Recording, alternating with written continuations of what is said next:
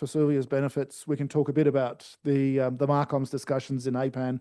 I mean, this is a topic we have been talking about for 10 years, probably a bit more now.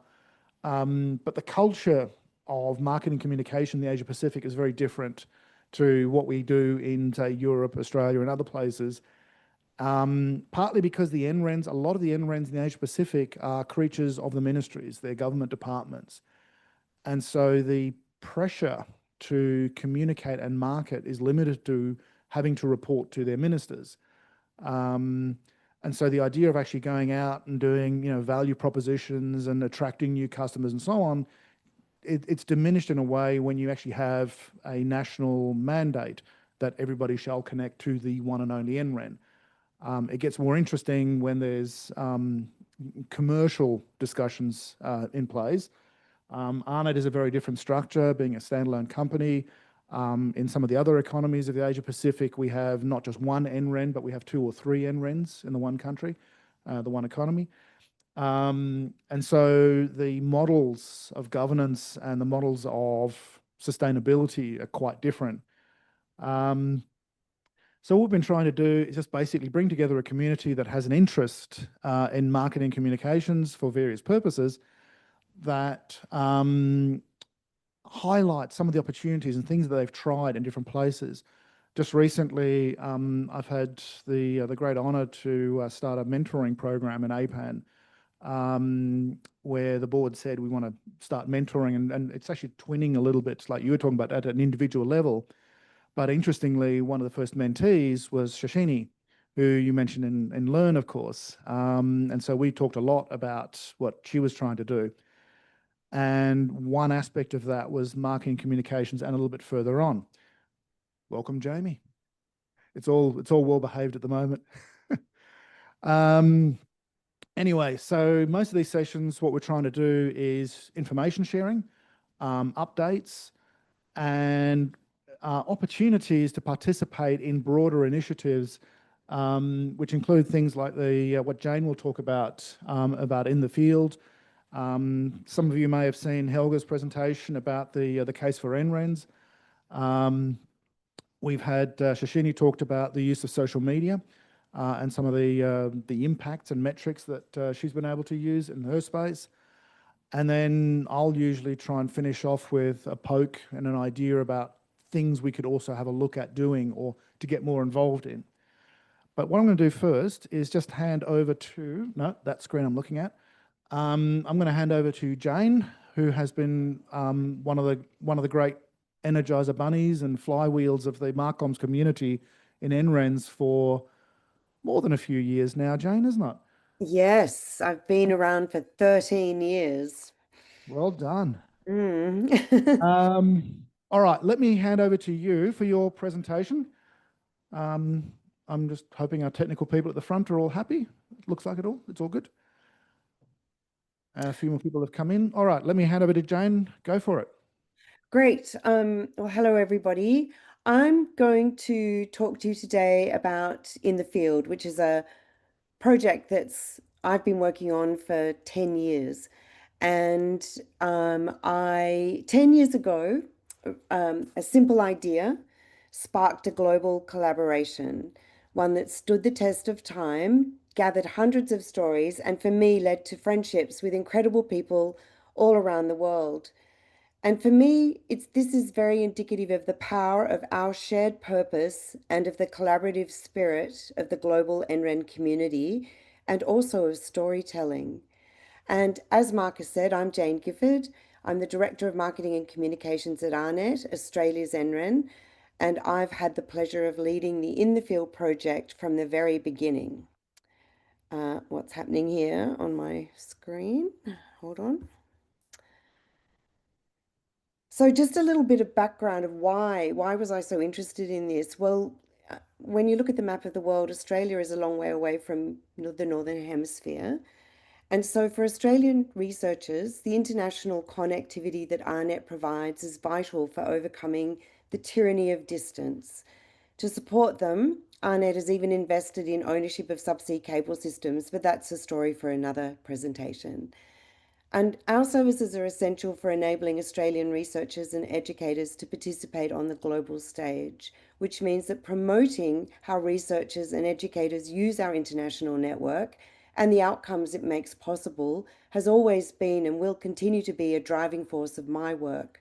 And in the field has a special place for me because it brings those outcomes to life, not just for Australia, but for the entire ecosystem of NRENs we rely on for enabling collaboration and discovery across borders.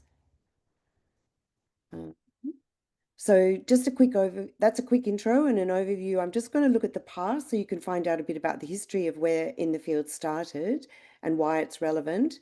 I'm going to give you a little storytelling technique really quickly, and then we can look at what the future may hold and how you may work with us on this project.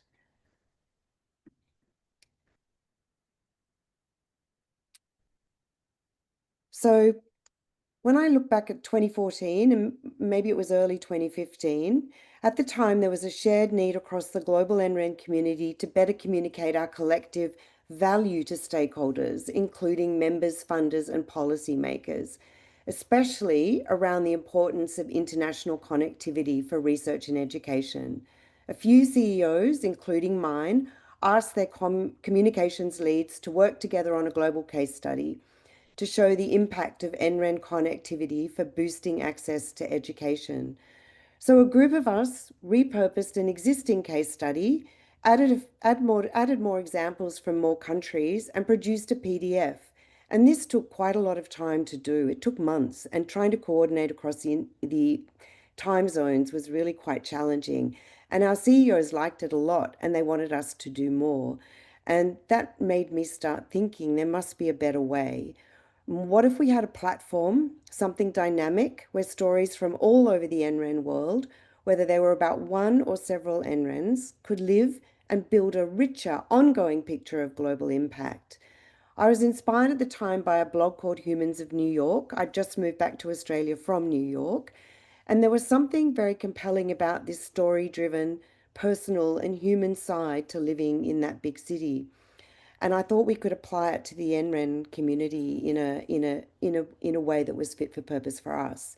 And I pitched the idea to my CEO, who loved it and agreed to fund it, because without a little bit of money to pop up a website, we weren't going to go anywhere.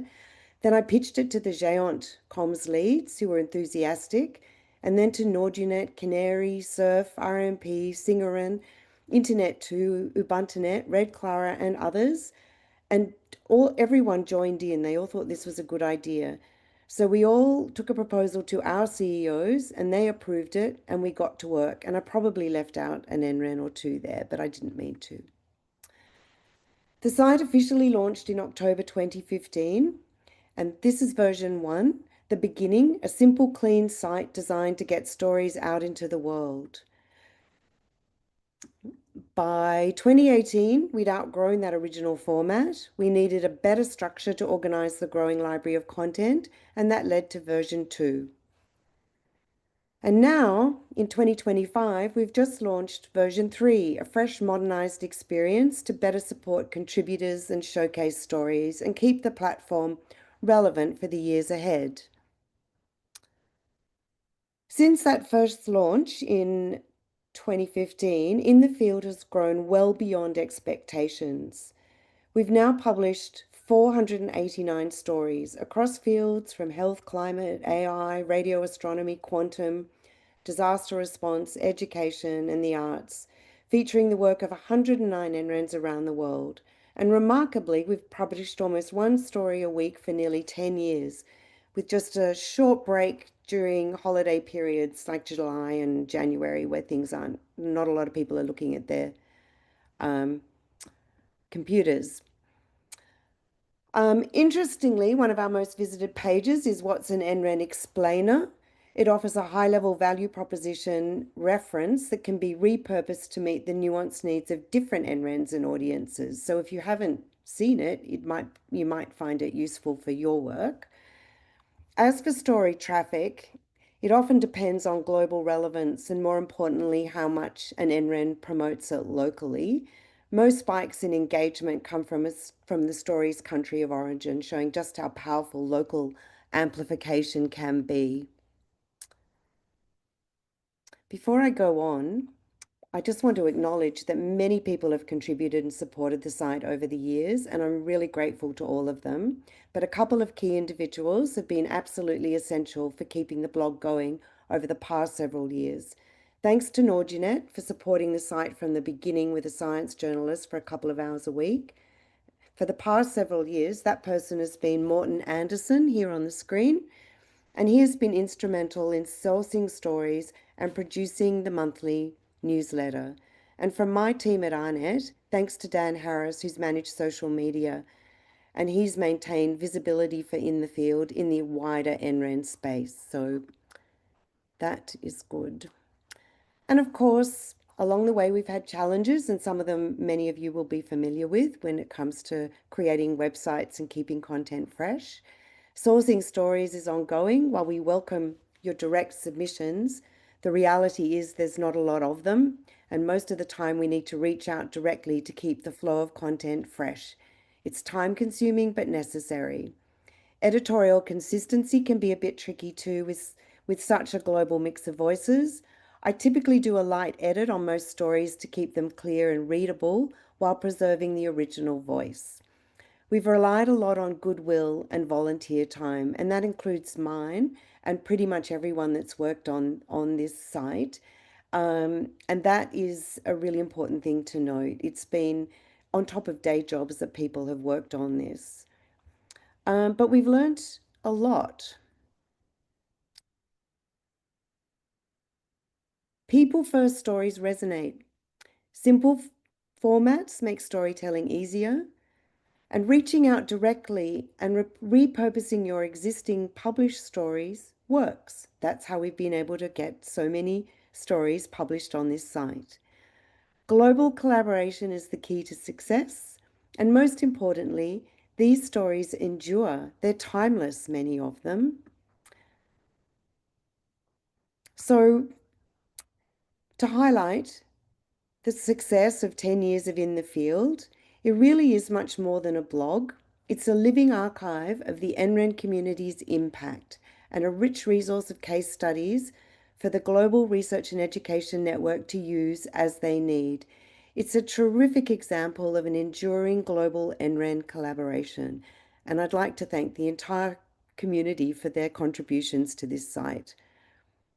Truly is a global collaboration. And now I just want to move on and give you a quick tip or two on storytelling, which you might find useful. Storytelling matters. It might not seem like a natural fit in the tech-heavy world of NRENs, but it's essential. We work behind the scenes, enabling others to do incredible things. If we don't tell those stories, the impact often goes unseen. Stories make the invisible visible. A lot of what we do is invisible. They help people understand why NRENs matter, not just technically, but socially and scientifically. And these stories aren't just for inspiration, they're tools. Catherine Stover, the Chief Communications Officer at Géant, said to me, "I found the site very useful on many occasions, as it is by now so well populated that one can find a reference to almost all specific fields of research." So that means that when she's in a meeting, or about to have a conversation with a stakeholder, she can go to the site and find a story about pretty much anything that she needs to discuss.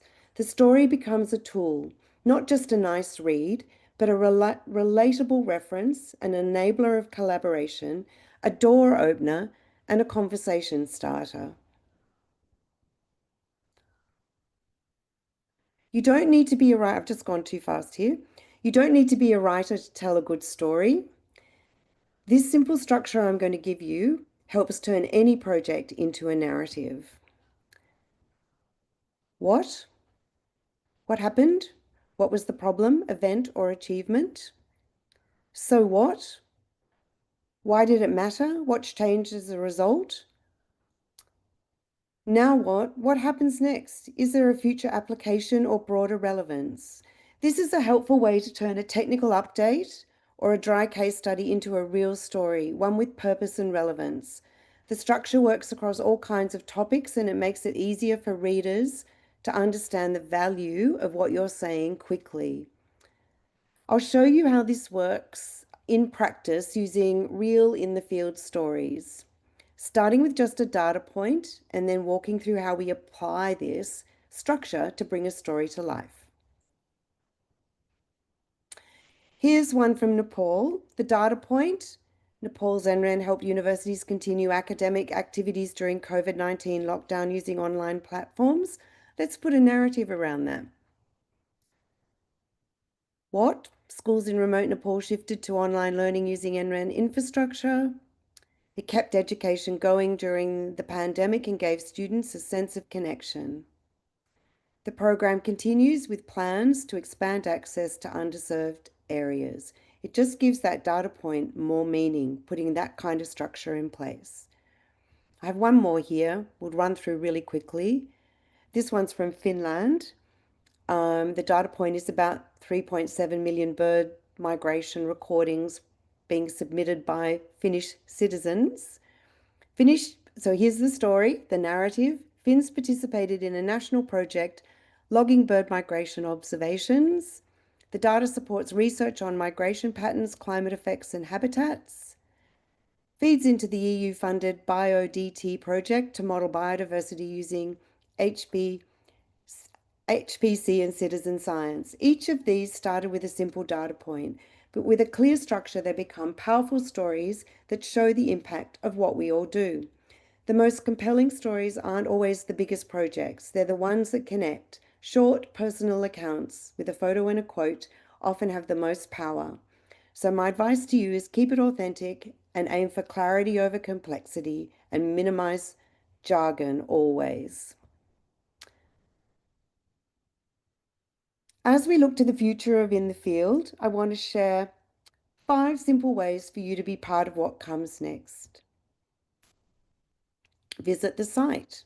We've just launched, well, a few months ago, a refreshed version of the site. And if you haven't checked it out yet, I encourage you to take a look. In the coming months, but probably starting September when everyone in the Northern Hemisphere is back from their summer holidays, we're going to share an anniversary campaign to celebrate the 10-year milestone. It's a great opportunity to put a focus on In the Field, and you can support the campaign by resharing posts and stories with your communities. You could think about future storytelling ideas.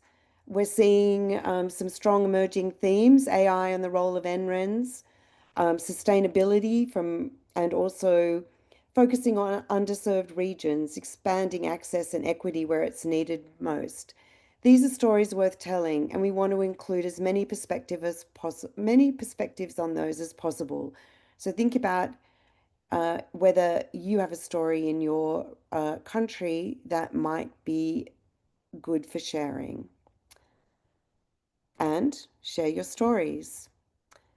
We're always looking for new contributions, whether it's a story you write, one you help surface from your community, or something you co-develop with us. We'd love to feature it. You don't have to be a writer. We can help shape and polish the content. What matters is sharing the human side of what we as NRENs enable. You can also think about what else we could do together. We want to hear from you. So all ideas are welcome. There's not a bad idea. So please share any ideas that you have. Are there voices or topics we should focus on more? New audiences or new approaches? And keep in touch. Subscribe to the newsletter. Follow us on social media.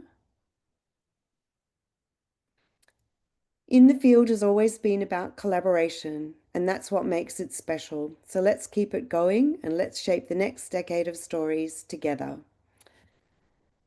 That is the end of my presentation, and I'm happy to answer any questions. Will I stop sharing, Marcus, at this point? Yeah, maybe stop so we can see you again. That's better. All right, so thank you first. I don't know if you can see the room. Actually, there's only the one camera here. That doesn't help much. So, any questions for Jane?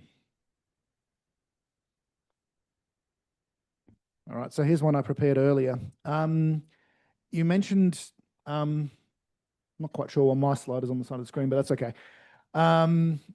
You mentioned earlier on about finding stories involves being a little bit proactive and reaching out to people. And of course, in a meeting like APAN, we've got all these NREN people here, and one of the most common stories I hear from them is people are using our networks. And that's kind of about it. That's the extent of their knowledge of what's actually going on. How do you actually find the right person to give you the initial data point? Yeah, who's the right person to talk to at an NREN rather than, say, at an institution doing biodiversity studies or offering Zoom? Well, the Zoom one is different because that was run by the NREN. But how do you find those contacts? What's the secret? Mostly, for me, it is about going directly to the customers. Usually through, at ARNet, for example, we have our customer relations representatives who are out in the field talking to customers directly. The ones that look after what I would call customer care, as in are more directly involved with the CIOs, aren't very fruitful for stories. The ones that engage with the research community are the ones that seem to be able to connect the dots between something that people are using the NREN for, that would be worth sharing with other people. And I know in the Asia Pacific in recent times, Morton, who I introduced you to in the slide deck, he has been quite proactive because we have published quite a number of stories from the region in recent times, which you will find on the website. And I think he has done that by looking at the website, looking at what's going on at some of the universities in those regions and connecting the dots and reaching out directly. So sometimes we find a story and that's on an NREN website, and then rewrite it for the In the Field blog, but credit back and link back to the original source rather than jumping through the hoops of endless approvals. I hope that helps answer the question, but it is finding the stories is a very challenging endeavor, particularly about use of the network. It's Yeah, easier for Eduroam, and that's where most of the things like Eduroam and the over-the-top services that we use, or that NRENs may provide their communities, are easier stories to find and write. Yep. Demos are any demos, we've published some from the Asia Pacific region, demos that happen at supercomputing often involved a lot of us, and they're fruitful stories. I can always turn those into a story that's suitable for a blog post. That's actually a good point. Some of the connected points, apart from the institutions, you've also got the instruments, you've got the big compute facilities. They'd be good sources for stories too. Anybody else got a question in the room? Trish. Jane, thank you for that presentation. It was really beautiful and very professionally done. A masterclass on how to present, a topic and make it very simple for us to understand. I work for the ARDC, but my role is with the Research Data Alliance. So this is really relevant in terms of trying to show impact through storytelling. I'm coming from the other side, which is like NRENs are so much a part of our life that how do you, I would have actually thought that it would be hard to find stories because there are so many, like basically every bit of research that's done will use NREN networks and facilities and services. And so how do you, how close to the technical side of what an NREN provides do you have to go to make the cut in the blog, for example? Well, that's a very good question. And there are stories, as I've worked for Arnet for 13 years, at the beginning, a lot of the stories I had to find stories that would give the breadth of a picture of how we were involved across many domains. For example, I went down that path. And I would create stories, some that we were definitely involved in, like with the radio astronomy and connecting the very important telescopes out in the middle of the desert in Western Australia, is one thing. That's a really legitimate big ARNet story. There's stuff going on in that all the time technically. But otherwise, sometimes I do long bow stories because you're right. I call them long bow because you're correct. All researchers use the the NREN connectivity, even just for searching the internet.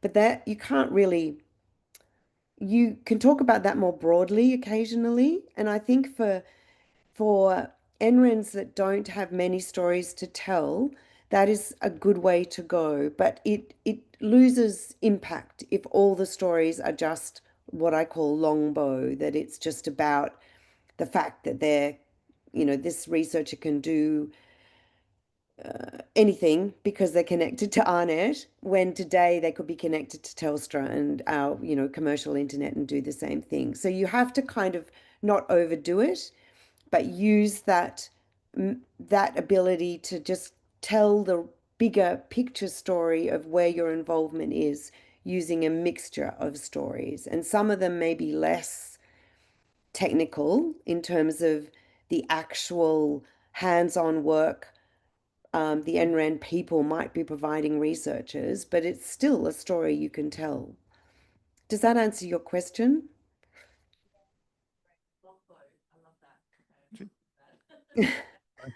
Yeah, she loves the longbow term.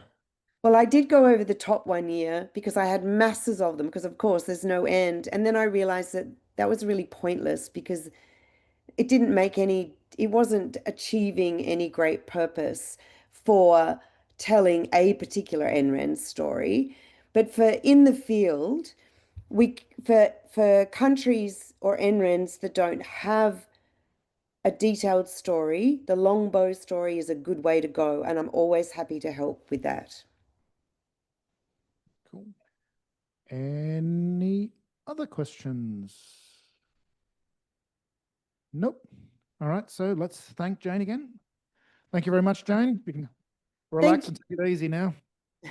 Just getting up to dinner time almost, isn't it there? Yes. Thank you. Have All a right. good rest of the session. Thank you. You're going to hang around and listen I'll in? hang around. Yeah, I'll hang around. Yeah, cool. All right. Let me now hand over to our esteemed VIP guest and keynote speaker, Sylvia Fiore, she can introduce her title. And do we have to do some exercises to start with? Yeah. Star jumps? Ah, okay. All right. Let me hand over to Sylvia.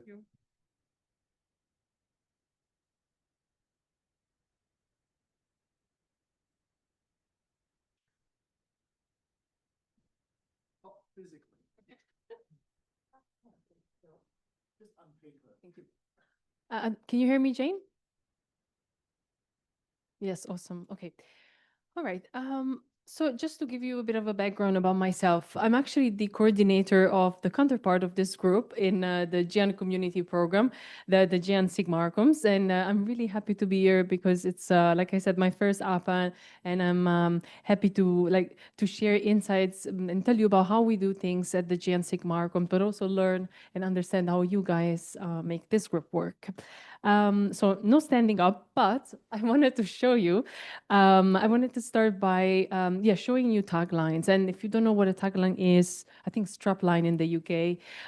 It's basically like a slogan, like a first impression of what the NRIN does, like the impact, how what their objective is, like a promise, and has a meaning behind it. So, and I'm curious to see if you can recognize all of them or just a few of them. I've just taken them from the websites of the NRINs.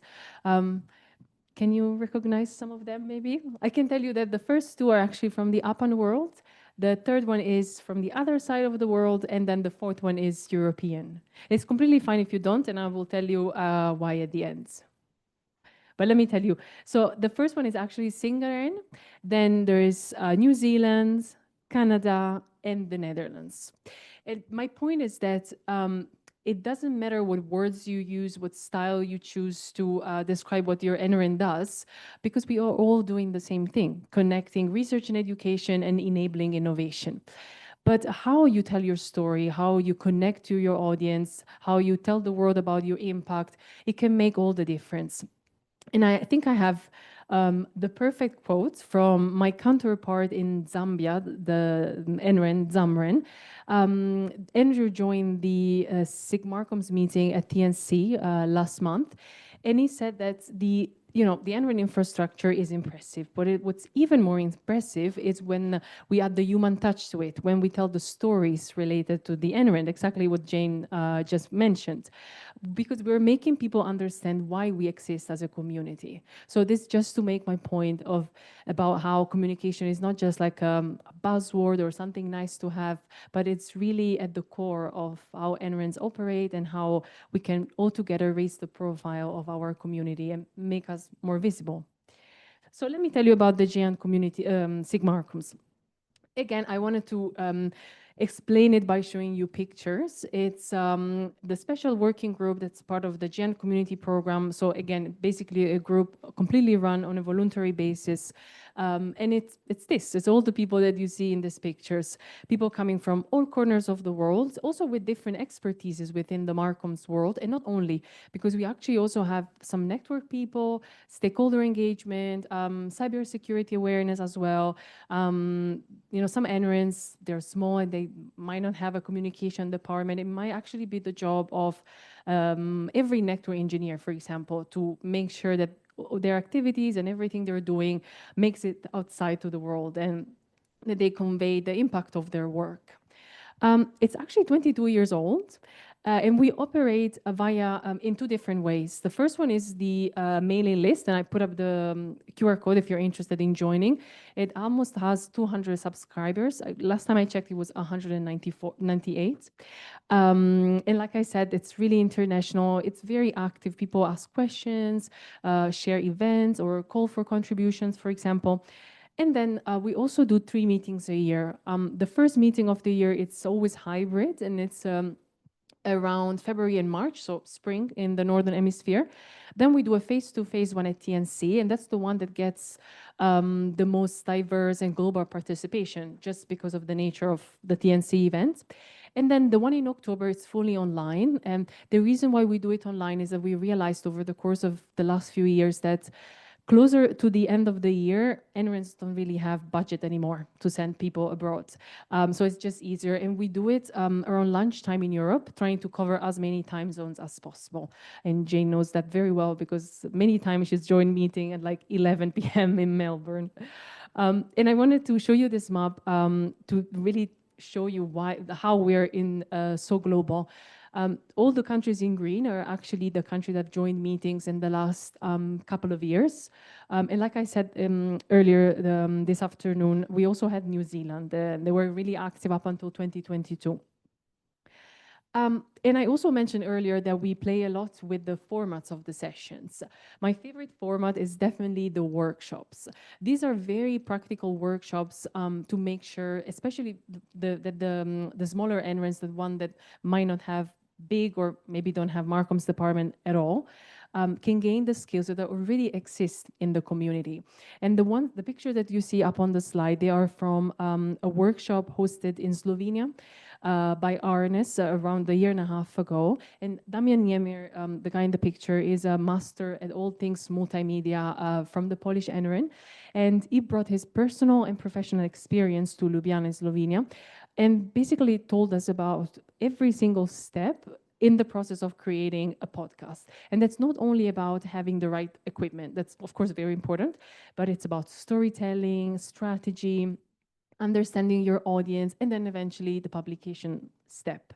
So we had a theoretical session, and then all the participants in the room were split in smaller groups. And by the end of the day, we had, I think, 5 podcasts that we published unlisted on YouTube, together with the intro design, the intro song.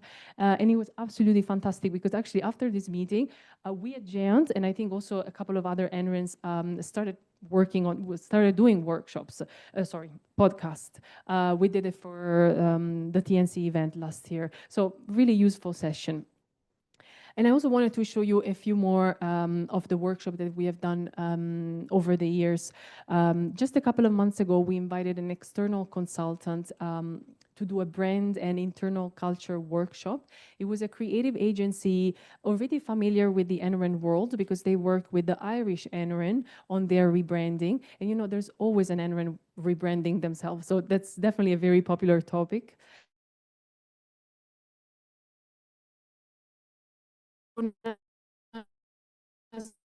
The customer journey, a very popular topic as well. We did a webinar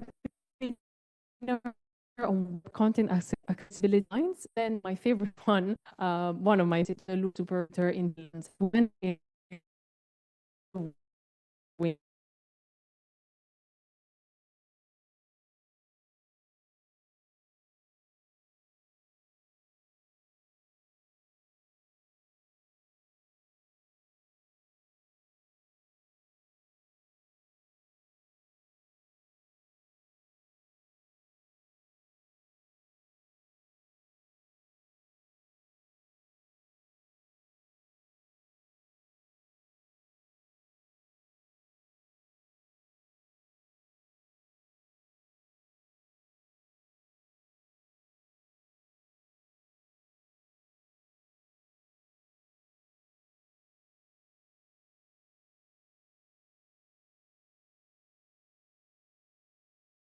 I don't know though, because it says 1 participant. If there's Jane is still. That's there. Okay, cool. Great. Okay. So the site visit. I was just saying that it was a very cool opportunity for us to actually see the infrastructure firsthand, and it really enriched our storytelling perspective and skills. And you can see that there are so many different topics, right, that we have covered during these workshops. And wait, you don't see the. Yeah, so thanks. So after every meeting, we run a post-meeting survey trying to figure out what topics the community is interested in. And I can imagine you're not surprised to see AI and social media on top of the list. Definitely very popular topics: service marketing, crisis communication, branding, internal comms, but also event communication, for example. We cannot always address every request, because the meetings are they have to end at some point, but we always try to add an open discussion session in every meeting. And like I said, the mailing list is actually very active. People ask questions, they raise their challenges, and see if there are other NRENs that are experiencing the same situation. And everything I mentioned up until now, it's the work of all these amazing women that work with me in the steering committee, and Jane is actually one of them. Together with also Ayla from Canada, they make sure that our conversations always remain global and not Europe-centric. Challenges. The first one that I wanted to mention is that actually these two, they go together. Ironically enough, some of the bigger NRENs, they only have 1 participant coming to the SIG-Marcoms meeting, or even sometimes in the SIG-Marcom mailing list, kind of gatekeeping, for lack of a better word, all the knowledge and the insights. And then on the other side, especially the smaller NRENs, they prefer passive participation. They just want to step back and listen, and that's completely understandable. But you know, it means that we always end up listening to the usual suspects. As I mentioned earlier, it's not the case for the TNC event because of the global nature of it, but for the other ones, yes. The third one is the limited budget. And if you work in Marcoms, I'm sure you very well know you've probably been told at some point, no, you cannot go to that event because somebody else more technical needs to go. So sometimes, yeah, we cannot have colleagues in person because there's no budget. And then the fourth one is that a lot of other groups, especially when we want to join forces and work with another working group, they see us as a promotion outlets. Like they want they want us to share their activities by email or online or whatever it is, but that's about it. And we're not just that. So that's almost at the end of my talk. You might be wondering, why am I here at another SIG-Marcoms to talk about Gian SIG-Marcoms? Well, because I think the two don't exclude each other. And I would really love to see a thriving global Marcoms community and to make these exchanges more regular. And I would really hope to see that these exchanges are of mutual benefit if you guys join our meetings and vice versa. And I did have a little bit of an activity at the end. I think I can just click here. No, because here I can see the Mentimeter on my computer, but I don't see it there.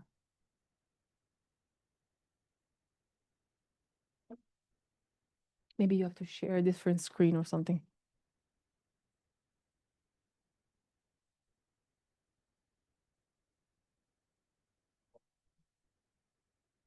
Why you drag this over to this? I will drag the whole thing. Ah, okay. Ah, super. That was easy. Where is how to do this sideways? That's more difficult. Thank you. Now you I need just this way up. but I need to tell you. Oh, let me see. Okay, hold on, because I need. Yeah, exactly. Oh, this is more difficult. Let me try and do this 1 second. Me, sir, because I would need to show you. I want to show you the code to enter. Can I? So maybe this. Come on. Yes. So if you guys, it's only going to take a few minutes. If you either scan the QR code or go to www.menti.com and use this code.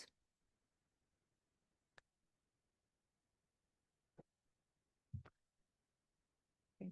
Let's see. And then I want to show. No. Okay. So we'll go back here and shout if you didn't connect yet. Can you give me a thumbs up if you have joined? Ding. Yes.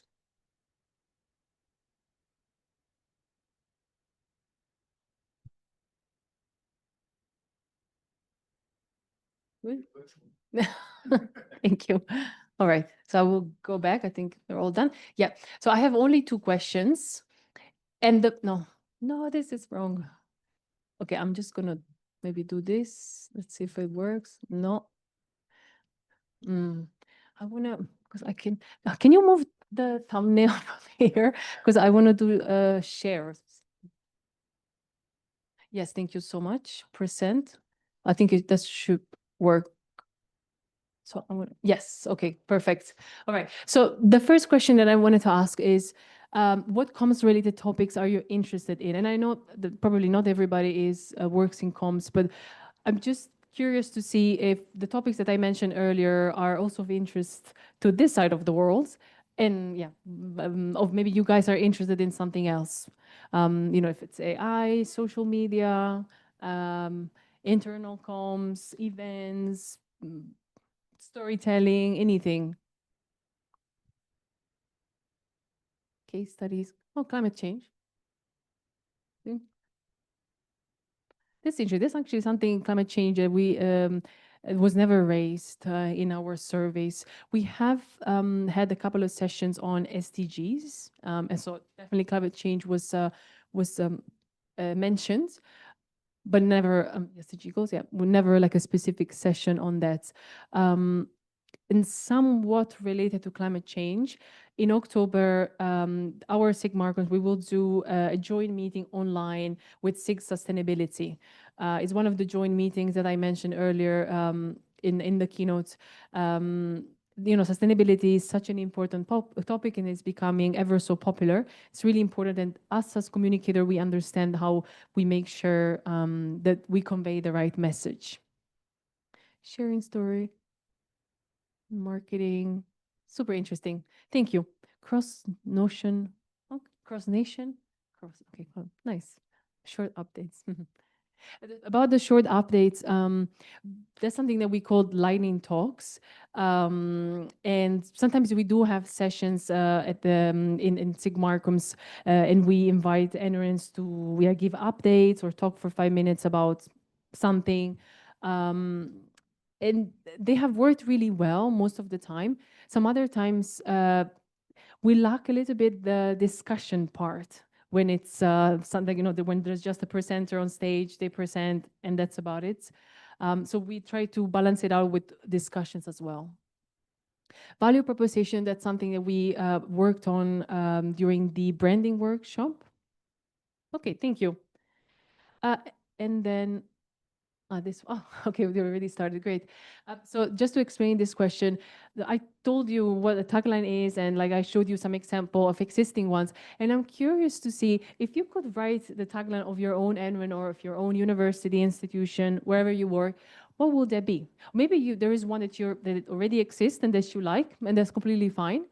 Would you maybe use words like community and innovation, or would you go a bit more technical? Like, would you talk about the network or the infrastructure? There's so many different ways. And as I mentioned at the beginning, there is no wrong answer. AI wizard. Fiction-free research. Friction-free research. To infinity and beyond, that's amazing. Connect, explore, engage, and leverage. No tagline. Just to find, actually, there are a lot of veterans that don't have a tagline, and they have other ways to convey their impact. Great. Okay, thank you. And that's the end of my talk. I think I need... thank you. Here you go. Steal the microphone. Yes. Any questions, Sylvia? Of course, Trisha. Just a comment, like coming up with a tagline. I love that you asked us to think of one in less than a minute, because it's the kind of thing that you could like wrestle with like for months and months and months, right? Especially if you're in Marcoms, probably ask the technical guys if you want a quick answer. They'll just give one. Yeah. This is really fascinating community that you've created. Does APAN also have a SIG-Marcoms? Oh, I'm in it now. Yes. Okay. So my question was, do you work with other community groups currently? Like, well before me. Sorry. Yes. Jane has been in the group for much longer than myself. It was actually before it became SIG-Marcom, it was called Task Force on the Global PR. So really to emphasize the global part of it. But yes, we do work with other SIGs. And we have so many different SIGs in the GN community program. And there are a lot of overlapping topics. And in our case, we've had meetings in the past with the SIG on management service portfolio. Because, if there is the new service created, it needs to be marketed, it needs to be promoted. There's a lot of work that goes behind the services portfolio and the promotion of it. But also the SIG on research engagement. So there's so many stories, hidden out there. So we have had shared meetings with them. And like I mentioned, now we'll do one with SIG sustainability. Yeah. Oh, not that I know of. I started in 2022, and obviously there was COVID at the beginning and all that. But we have invited external speakers, also not only for branding, also other topics, but it will be just for a session. That's it. But I mean, it will be great because, like, we talk within the community, right? To the rest of the community. But I will find really interesting if we could go out there and see how other people are doing things, other communities, not necessarily research and education. Thank you.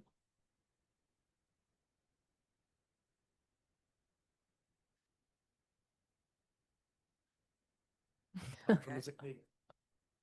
Yeah, I think there's a real opportunity for like cross-domain, learnings and that kind of thing Definitely. in the technical field, similar challenges, but how have others overcome them? But yeah, I think it's really ambitious what you're doing and really great outcomes so far. So I think, yeah, there'll be a lot of other communities that could benefit from Thank you. that. Good point. Yeah. Thank you. Which actually, sorry, reminds me of another. Can you pass the microphone behind you? Yep. Which actually, just on that point, is a tangential thing. Something we did just before COVID was we actually engaged the services of a science writer who actually came from a journalism background. And the audience for those discussions weren't just the NRENs, but it was also the research groups themselves. So we said, why don't we go to some of the working groups and say to them, you guys need to communicate what you do as much as NRENs do in some cases. They're not looking for money as such, but they're trying to promote their value and those things and how to communicate what they do. Because frankly, medical researchers and disaster researchers, they're not great storytellers. There are a few counterexamples to that, but it's another approach. Did I see the microphone go to somebody? Yes. Yes, there we go. Thank you, Sylvia. I also would like to thank Jane, because I didn't get a chance to thank Jane, but she's probably not in there anymore because we probably got disconnected. But it was a really insightful stories. I was just looking at the website. There's a lot of stories. I'm interested in the branding. So you mentioned about branding. I would like to understand better in terms of the roles when you mention about branding. So we come from different NREN and maybe some, for example, my REN, for example, we're interested to know, we really like something about branding, but can you give us a bit more an insight of what kind of a branding kind of task or anything that we could do actions? So for example, if we go to you and say, can you help us with newsletter, maybe? I don't know, so go a bit more specific so that we know what we can seek for when it comes to in terms of branding in this communication and marketing and communications. Thank you. We've actually looked at so many different types of branding, not necessarily the like big branding, it's logo, websites, but also like you mentioned, newsletters. And what I could connect you with some of the NRENs that have been working on these topics. For example, the Brazilian one, they've done a recent rebranding, or as Jane mentioned earlier, their website, the In the Field. And yeah, there's always an NREN rebranding as something at some point. And those sessions have been so useful to try and understand what the steps are to be inspired, but also like more like brainstorming and understanding the strategy behind it. Yeah. So we can have a chat, and I can maybe connect you if you're looking for something specific to some NREN that have worked on it. Yeah. Yeah, I was wondering, is there any kind of a framework or guideline or something that we could refer on before we even engage into that? Or maybe something that you could think about maybe in future to have something, some sort of like. That's a very good point. As far as I know, I don't think we do have guidelines or like a template or anything of that sort. Like everybody approaches it in a bit of a different way. Yeah. But I was thinking, what's my point? Oh yes, that the QR code that I showed at the end, that's okay, thank you. The wiki page, you can find the presentations of all previous sessions. And if you're looking for newsletters, a website, whatever that is, that could be useful. Like you can actually look at the slides. Yeah. But no, as far as I know, I don't think we have a framework. Yeah. It's always somewhere to start. So. Exactly. Yes. Yeah. Thank you. So it's good. Thank you. I think there was somebody. I'm giving you the mic. Thank you so much. It's very thank you. Yes, sir. I have one. So, hello, I'm Nafiu from Bangladesh, BTRIN. So what I wanted to ask you that in your Markham SIG, do you discuss about like the SaaS product marketing and branding or something like this. Like we have Edumit from Giant, which has been collaborated in the European countries or European nations and even beyond the European countries. So if a country from Bangladesh from the APAN region wanted to collaborate on their SaaS products and their developed products, is there any chance of collaborating with you? Like today you are showing us about Menti or Mentimeter that we take in a survey.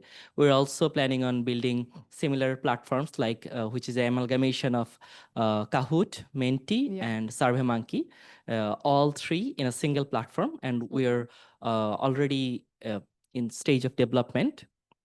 So what I wanted to ask you that our next challenge would be on how to market this product. So can we can we get the knowledge if I join with the Marcoms group from Absolutely, yes. this We have like marketing experts all over the different NRENs. You know, there are some bigger NRENs. Oh, like my team is quite big. I don't do marketing myself, for example. It's my colleagues. There are some other NRENs instead that have a smaller team and they do everything. Like there's one person that does everything. But we have had sessions about service marketing. My suggestion to you will be to subscribe to the mailing list and raise the question, and people will answer. They're more than happy to help. I've had some my colleagues of mine they have run webinars online for different regions of the world. So if you're looking for suggestions for something specific, or even from a specific part of the world or NREN, if you email the mailing list, I'd be more than happy. They will answer. Yeah. Or if you prefer, if you don't want to email everybody, we can get in touch after this, and I can get your contact and pass it on to my colleagues. Thank you so much. That would be so much helpful because, yeah, as you have said in your keynote, nothing big can be done alone. So I think if we make a collaboration and get feedbacks, we can make a much more mature product and make a great contribution to the RAIN communities all around the world. Yeah. Thank you.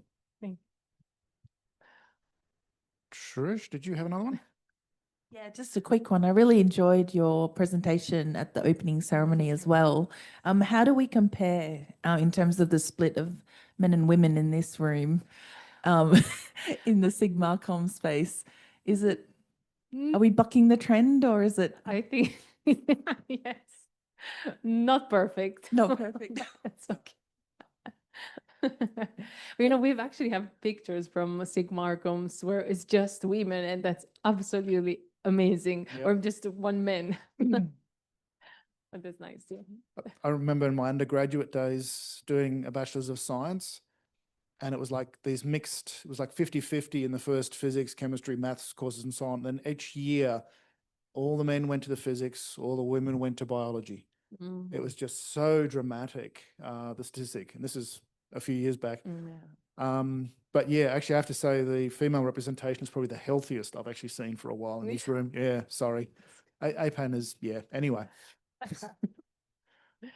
Great. Any other questions, comments, requests? Otherwise, I'm going to round off with a short presentation. Let's thank Sylvia again. And you'll be pleased to know Jane is still hiding there in that little thumbnail. She's still there. All right. Now, having had two incredibly professional presentations, I feel a little bit like a rose between thorn after two roses. That's the right way around. I got to get this the right way around. So I like being a little bit provocative and just trying to make people think a little bit further, the next steps along a certain path. And each of the APAN sessions, we talk about marketing communications, and it's about how to get our message out to the biggest audience. How do we do that at scale? How do we shape the message to suit our purposes? Are we promoting our NREN? Are we promoting a new tool? Are we promoting services and things like that?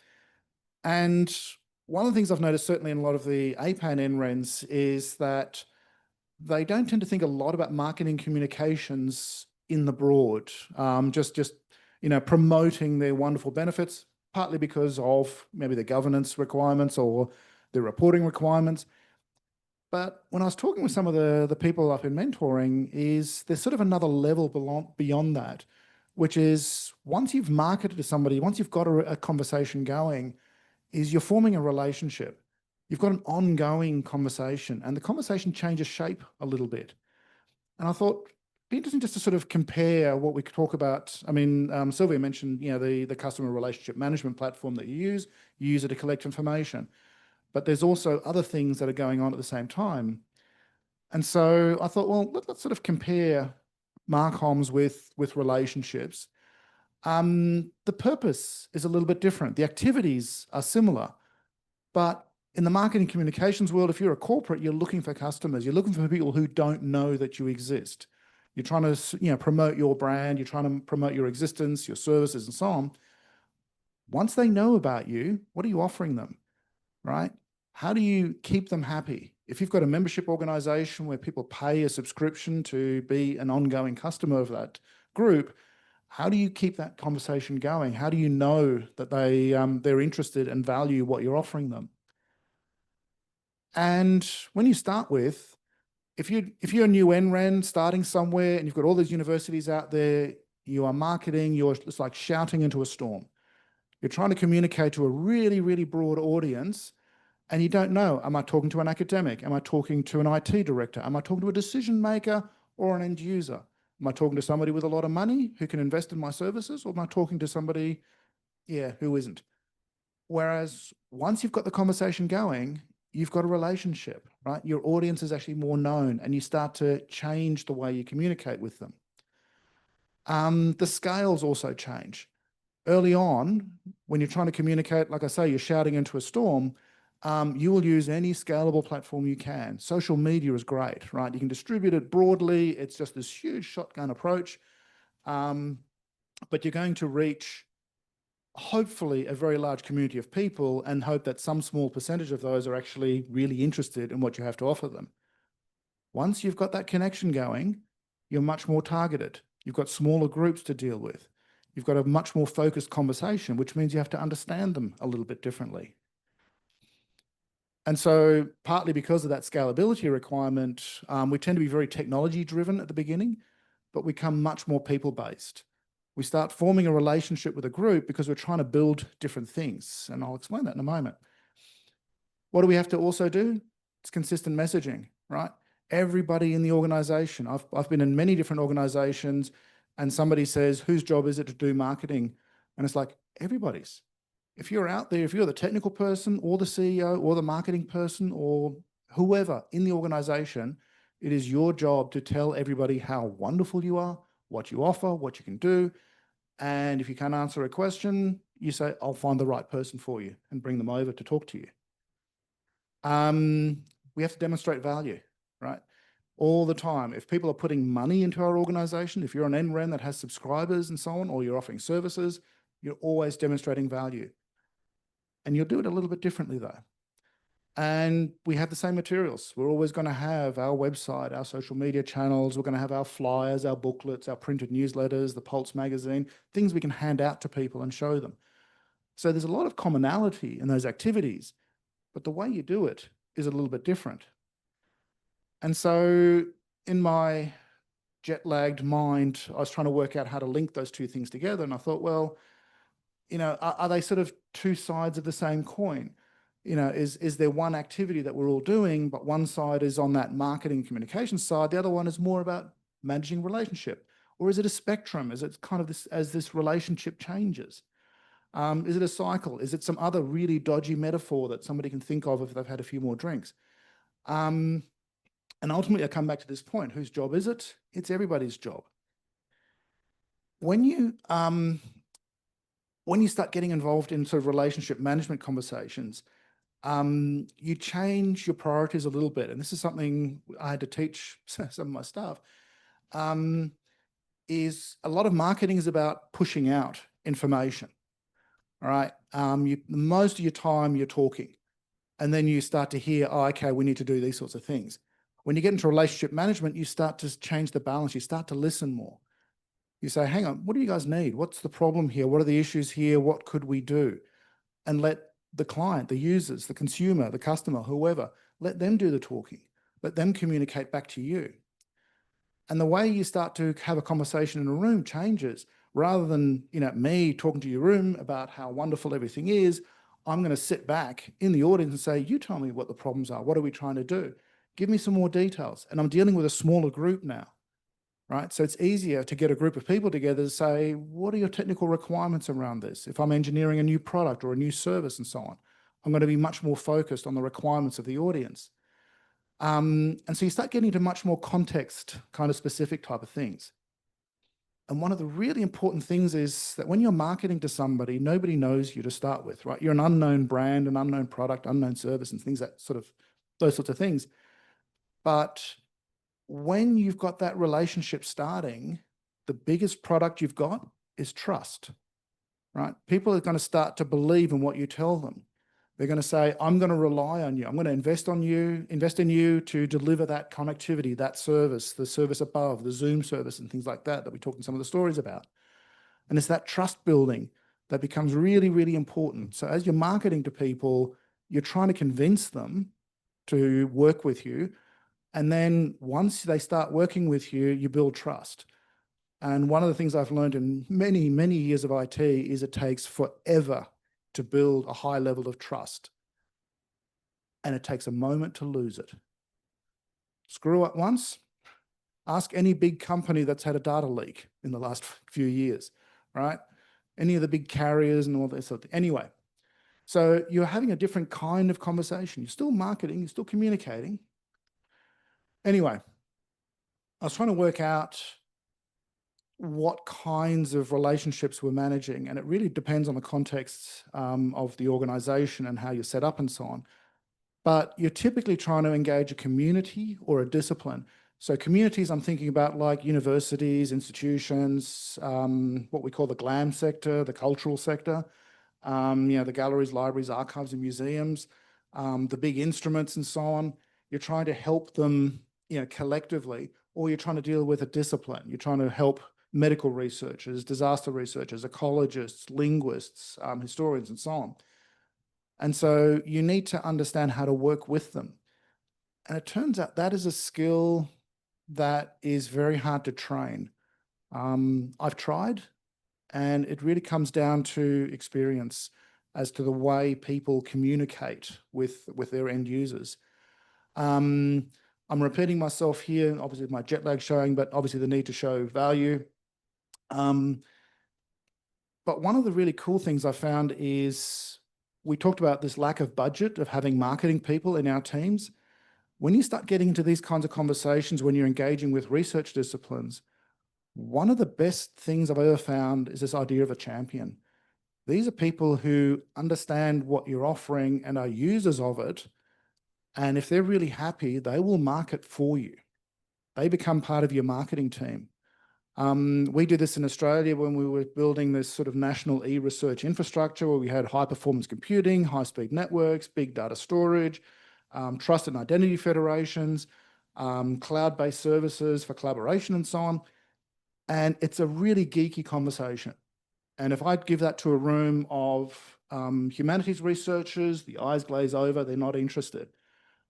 I get a humanities researcher to stand at the front and give the same presentation and say, oh, I'm doing my research 3 times faster.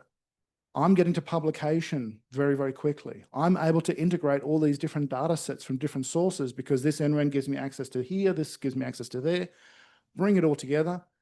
It speaks to the audience really, really well. And so having these disciplined people, they are one of your biggest assets, certainly in the NREN community, I've found. If we wanted to talk about building relationship management skills, there are some exemplars. There are some people out there who do this a lot. I have seen some documents. I need to build a collection, and what I'll try and do for our little group here and share with Sylvia is to try and bring some of this stuff together. It's kind of a step up from the marketing and communications topic that we normally talk about, but scarily there's another level above that, and that's called stakeholder engagement.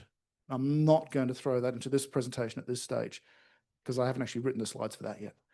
Anyway, I just thought I'd throw that out there and let you think about it because I just like being a little bit provocative. All right, I'm going to stop there. I'm going to let Jane go have her dinner because she's, I think, still lurking somewhere. Any questions or thoughts on this topic, or do you all just want to go out and get a cup of tea? You have thoughts? Excellent. No, I always appreciate good thoughts. And the microphone's even turned on. Oh, thank you. I love this. Because I guess most NRENs probably in our region probably have a very small Marcoms team, if anything. You know, might be one person wearing different hats, you know, with other jobs assigned to them. From my background in kind of marketing, BD, and that kind of thing, I really see it as a big funnel where if you talk about Marcoms, that's that big, you know, very wide bit at the top of the funnel. And then as you go down, the relationship management, which is business development, and then stakeholder account management then comes into play. So what you're trying to do here is with one person, Yes. you know, realize that there are actually different elements. But as you go down that funnel, your collateral does change. The way you reach out to that audience does change because you're forced to, because you're not spraying, you know, it out widely. You're actually honing in on what that particular domain or community wants. And I think it would be really of great value for this SIG-Marcoms group to very early on realize this, you know, because they will as they go through that journey, and it is a journey even at the customer level, but as they develop maturity, they'll encounter these problems. But if they had like a clearer idea of where they might be fitting on that maturity curve, then they'll be able to bring in the right resources and collateral and support. So I think it's really good to throw this out early on. Yeah. Thank you. And a couple of nice metaphors I can add to my slides. The funnel and the journey, I like that. All right. If no other comments or questions, let me release you all to be free. My understanding dinner is at 7 tonight, so you've got a couple of hours spare. Is that right, Sean? Yep. So we've got a quiet couple of hours. You can dodge the thunderstorms or, yeah. Or lay on the couches. Yeah, there's some good looking couches around here. All right. Thank you all. All right.